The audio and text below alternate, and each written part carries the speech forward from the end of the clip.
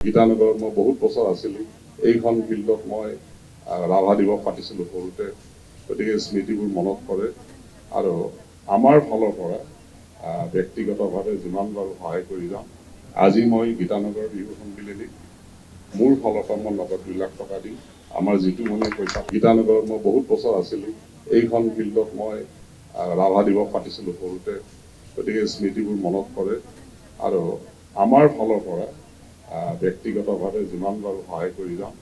আজি মই গীতানগৰ বিহু সন্মিলনীত মোৰ ফালৰ পৰা মই নগদ 2 লাখ টকা দিম। আমাৰ যিটো মনে পইচা, গীতানগৰত মই বহুত বছৰ আছিলোঁ।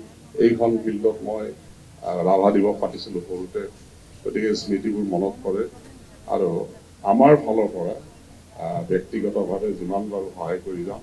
আজি মই গীতানগৰ বিহু সন্মিলনীত মোৰ ফালৰ পৰা মই নগদ 2 লাখ টকা দিম। আমাৰ যিটো মনে পইচা, গীতানগৰত মই বহুত বছৰ আছিলোঁ। এইখন ফিল্ডত মই ৰাভা দিৱস পাতিছিলোঁ সৰুতে, গতিকে স্মৃতিবোৰ মনত পৰে আৰু আমাৰ ফালৰ পৰা ব্যক্তিগতভাৱে যিমান পাৰোঁ সহায় কৰি যাম। আজি মই গীতানগৰ বিহু সন্মিলনীত মোৰ ফালৰ পৰা মই নগদ 2 লাখ টকা দিম। আমাৰ যিটো মনে পইচা